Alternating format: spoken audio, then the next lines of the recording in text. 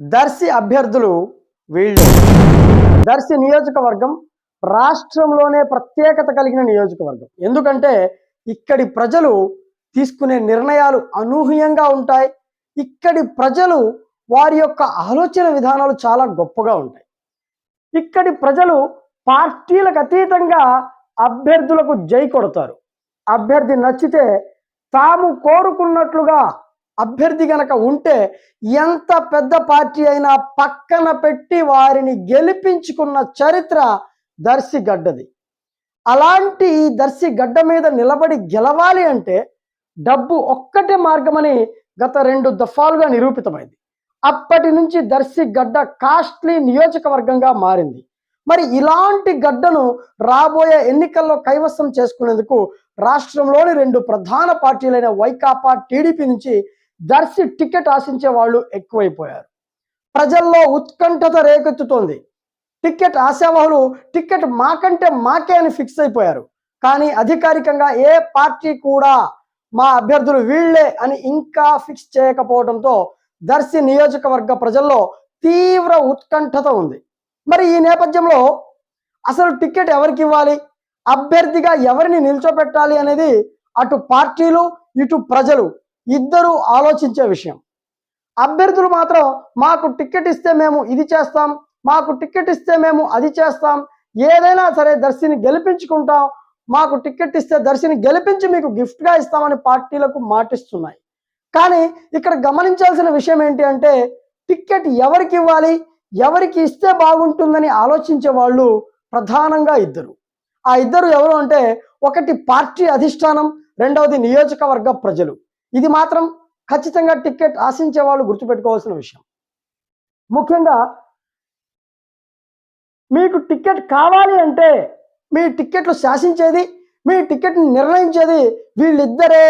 అటు పార్టీ అధిష్టానం కావచ్చు, ఇటు నియోజకవర్గ ప్రజలు కావచ్చు అనే విషయాన్ని గుర్తుపెట్టుకోవాలి. ఎందుకంటే దర్శి లాంటి నియోజకవర్గంలో ఎమ్మెల్యేగా పాగా వేయాలంటే కేవలం డబ్బు మాత్రమే ఉంటే సరిపోదు.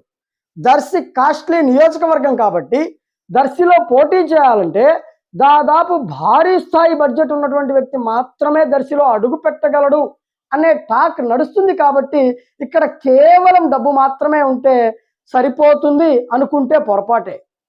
ఇక్కడ పార్టీ అధిష్టానం ఆలోచించే విషయాలు, అటు ప్రజలు ఆలోచించే విషయాలు కాస్త లోతుగా పరిశీలిస్తే కొన్ని ముఖ్యమైన లక్షణాలు ఎవరికైతే ఉన్నాయో వారికి మాత్రమే ఈసారి దర్శి టికెట్ ఇవ్వబోతున్నారనేది వాస్తవం. డబ్బుతో పాటుగా ఈ ప్రత్యేకమైన లక్షణాలు ఉన్న వారికే ఈసారి అటు పార్టీ ఏదైనా సరే, టీడీపీ కావచ్చు, టీడీపీ జనసేన కావచ్చు, వైసీపీ అయినా సరే, టికెట్ మాత్రం ఈ ప్రత్యేక లక్షణాలు ఉన్న వాళ్ళకి మాత్రమే సొంతం. వాటిలో మొదటిది vision. The candidate must have a vision. Vision ఉన్న అభ్యర్థి కావాలి. తనతో ఉన్న నియోజకవర్గ ప్రజల కోసం, తనను గెలిపించే ప్రజల కోసం, తన కోసం పనిచేస్తున్న ప్రతి ఒక్కరి కోసం, వారు నాయకులు కావచ్చు, కార్యకర్తలు కావచ్చు, శ్రేయోభిలాషులు కావచ్చు, ఇలా అందరి కోసం సుదీర్ఘకాలం మంచి జరిగేలా ఏం చేయగలను, ఏం చేస్తే వారికి సుదీర్ఘ ఫలితాలు ఉంటాయని ఆలోచించి ప్లానింగ్ చేసే లక్షణం ఉన్నవాడే బలమైన నాయకత్వానికి అర్హుడు, అటు ప్రజలకైనా ఇటు అధిష్టానానికైనా. ఇక రెండవది courage. The candidate who want to contest in Darsi, he must have courage to take decisions. దర్శిలో ఎవరైతే పోటీ చేయాలి అనుకుంటున్నారో వారు తీసుకునే నిర్ణయాల పట్ల ఎంతో తెగువ, ధైర్యం ఉండాలి. నిర్ణయాలు తీసుకునే సమయంలో వెనుకడుగు వేసే వ్యక్తి కాదు. తీవ్రమైన ధైర్యంతో సక్సెస్ ఆర్ ఫెయిల్యూర్ అనే విషయం గురించి కాకుండా ఫోకస్ ఓన్లీ ఆన్ టార్గెట్ అనే సాహసోపేతమైన నిర్ణయం తీసుకునే సత్తా ఉన్న నాయకుడే ఇప్పుడు దర్శి ప్రజలకు కావాలి. అలాంటి వారిని దర్శి నియోజకవర్గానికి అభ్యర్థిగా పంపాలి అని అటు పార్టీ అధిష్టానాలు సైతం ఆలోచిస్తున్నాయి. మరి ఇవే కాకుండా గెలిచిన తర్వాత తమ గెలుపుని తన టీంతో పంచుకునే నాయకుడు, ఒకవేళ ఓడిపోతే తన మీదే ఆ బాధ్యత వేసుకునే సమర్థత ఉన్నటువంటి వ్యక్తి నాయకుడుగా కావాలి.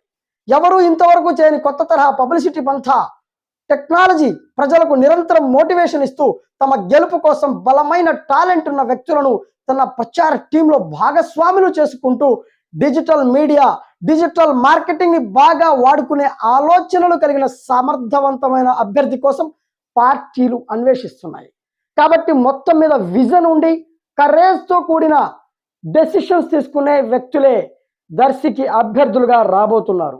అప్పటి వరకు చూస్తూనే ఉండండి Sadiq analysis about politics and multiple YouTube channels in Darsi along with BSR News. Thank you. Thanks for watching.